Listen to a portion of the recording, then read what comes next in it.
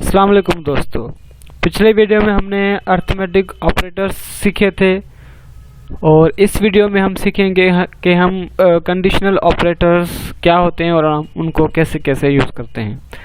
तो सबसे पहले आप ज़ैम्प स्टार्ट करेंगे, उसके बाद अपाचे के सामने आके उसको स्टार्ट पे क्लिक कर देंगे, ठीक है। और उसके बाद अपना एडिटर ओपन करेंगे और हम यहाँ पे एक न्यू फाइल बना देते हैं। उसके अंदर हम बेसिक PHP की कोडिंग करके उसको हम सेव करते हैं। उसके लिए हम जाएंगे C के अंदर ज़ैम्प और उसके बाद htdocs और क्लास के अंदर जाके हम उस फाइल का नाम देंगे। लाइक आज हम सीखेंगे कि कंडीशनल, ठीक है, .php में ये एक नाम दे देता हूँ और इसको मैं सेव कर देता हूँ। तो सबसे पहले मैं आपको बता दूं कि कंडीशनल ऑपरेटर्स कौन कौन से होते हैं। तो सबसे पहले कि लेस देन, ग्रेटर देन, मैं यहाँ पे उसके सामने लिख देता हूँ लेस देन,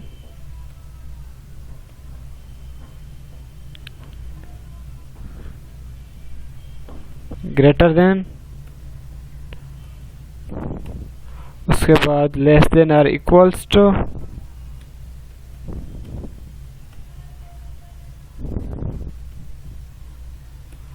उसके बाद ये हमारे पास ग्रेटर देन और इक्वल्स टू,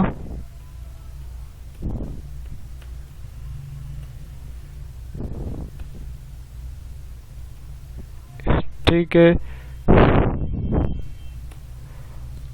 उसके बाद हमारे पास है नॉट इक्वल्स टू,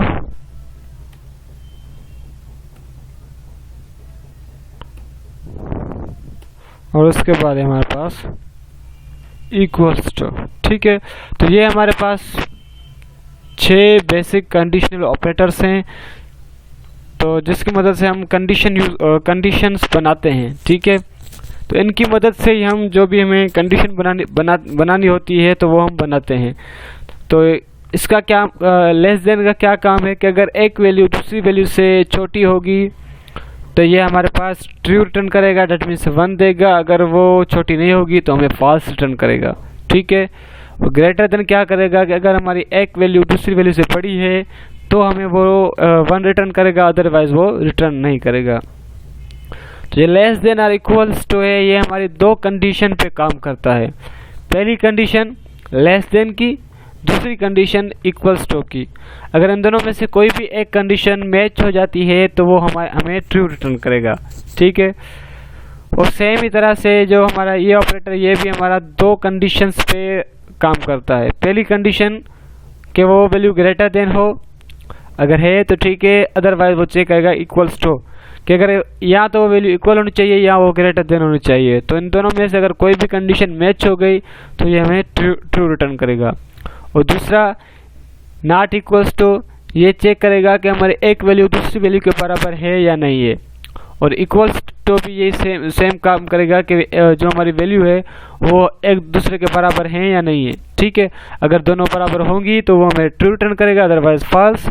और ये क्या करेगा, अगर वो दोनों वैल्यू आपस में बराबर नहीं है तो वो ट्रू रिटर्न करेगा, अदरवाइज वो फॉल्स रिटर्न करेगा। तो चलिए हम इसको स्टार्ट करते हैं। तो पहले मैं यहाँ पे एक इको कर देता हूँ और उसके अंदर मैं लिख देता हूँ 15 लेस देन 20।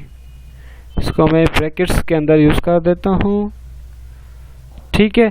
तो ये क्या करेगा, सबसे पहले चेक करेगा 15 लेस देन है या 20 के या नहीं है। तो ये हमारी कंडीशन होती है फॉल्स, ठीक है।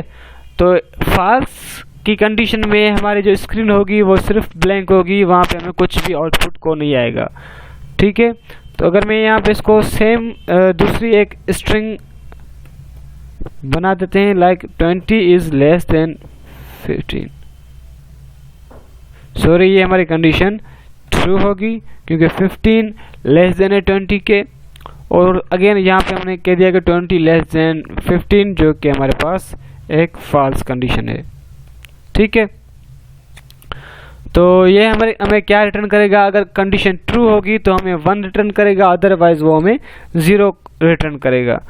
तो सबसे पहले हम अपने ब्राउज़र में आते हैं, यहाँ पे हम लिखेंगे लोकल होस्ट, उसके बाद फाइल का नाम और फोल्डर का नाम, क्लास, उसके बाद हम अपनी फाइल का नाम देंगे। ठीक है, तो ये देखिए इसने हमें जो ये वाली चीज़ है वो हमें ट्रू रिटर्न कर रही है और ये वाली चीज़ हमें फॉल्स रिटर्न कर रही है। तो जो भी चीज़ हमें फॉल्स रिटर्न करेगी वो यहाँ पे कुछ भी शो नहीं करेगी। अगर मैं यहाँ पे इसको अगर ट्रू करना चाहूँ, मैं यहाँ पे 11 कर देता हूँ, तो अब क्या होगा, यहाँ पे भी 1 आएगा और यहाँ पे भी 1 आएगा। डेट मीन्स 1 1 हमें शो होगा। ठीक है, तो इसका मतलब क्या हुआ कि ये हमारे दोनों कंडीशंस ट्रू हैं। अगर मैं इसको फॉल्स कर देता हूँ तो एक हमें ट्रू शो करेगी और एक हमें फॉल्स शो करेगी। ठीक है, अब हम सेम चीज़ ग्रेटर देन पे काम करते हैं। तो हम कहते हैं कि 20 इज़ ग्रेटर देन 1। तो ये हमारी कंडीशन क्या होगी, दैट इज़ ट्रू कंडीशन। तो अगर हम यहाँ पे आके रिफ्रेश करें तो ये देखें उसने 1 रिटर्न कर दिया। अगर मैं यहाँ पे इसकी कंडीशन को फॉल्स कर दूं तो ये हमें कुछ भी नहीं रिटर्न करेगा। दैट मीन्स वो हमारी कंडीशन क्या हो गई, फॉल्स हो गई। ठीक है, तो अब ये हमारी कंडीशन क्या हो गई, फॉल्स हो गई। तो अब हम बात करते हैं लेस देन और इक्वल्स टू की। तो सबसे पहले हम एक स्ट्रिंग लेते हैं, 20 इज लेस देन 20। ठीक है, तो सबसे पहले मैं आपको ये बता दूं कि इसका आउटपुट क्या आएगा। क्या 20 से छोटा है, ये हमें एक फॉल्स आउटपुट देगा क्योंकि 20 से छोटा नहीं है। ठीक है, तो ये हमें क्या करेगा, अब हम यहाँ पे इसको एज इक्वल्स भी डाल देते हैं। तो ये अब दो कंडीशन चेक करेगा। सबसे पहली कंडीशन कि ये दोनों कंडीशन आपस में ये 20 से छोटा है या नहीं है। अगर छोटा है तो ट्रू रिटर्न कर देगा, अगर छोटा नहीं है तो वो दोबारा दूसरी कंडीशन चेक करेगा जो कि है इक्वल्स की, कि ये दोनों वैल्यूज़ आपस में इक्वल हैं या नहीं है। ठीक है, तो अब इन दोनों में से एक कंडीशन ट्रू हो रही है, एक फॉल्स हो रही है। तो ये हमारे पास हमें क्या करना होता है कि अगर इन दोनों में से एक भी वैल्यू ट्रू हो जाती है तो डेट मीन्स ये हमें ट्रू आउटपुट देगा। तो अब हमारे पास आउटपुट क्या आना चाहिए, हमारे पास आउटपुट अभी 1 आना चाहिए क्योंकि 20 और 20 आपस में बराबर हैं। ठीक है, और यही सेम चीज़ हमें ग्रेटर देन और इक्वल टू में भी यही चीज़ हमें काम आती है कि सबसे पहले चेक करेगा कि दोनों वैल्यूज एक दूसरे से बड़ी है या नहीं है। डेट मीन्स ये वैल्यू इस वैल्यू से बड़ी होनी चाहिए या ये दोनों वैल्यूज आपस में बराबर होनी चाहिए। ठीक है, तो फिलहाल के लिए 20 से बड़ा तो नहीं है पर इक्वल है।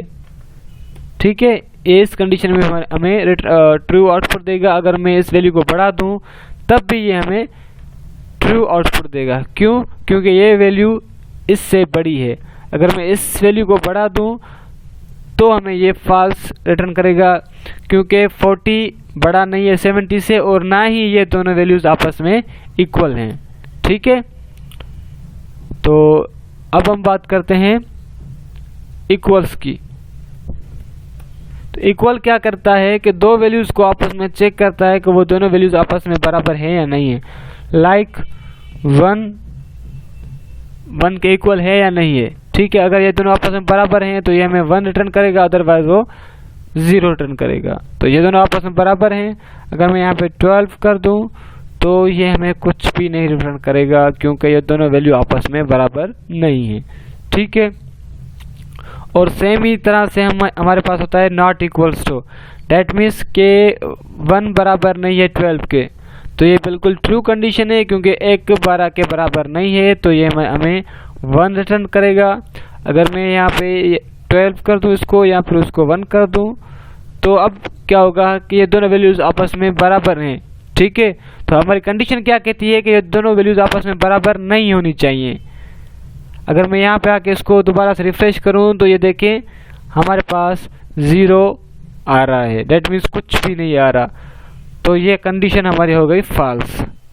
ठीक है, तो ये थे बेसिक अर्थमेटिक ऑपरेटर्स, सॉरी ये थे बेसिक कंडीशनल ऑपरेटर्स।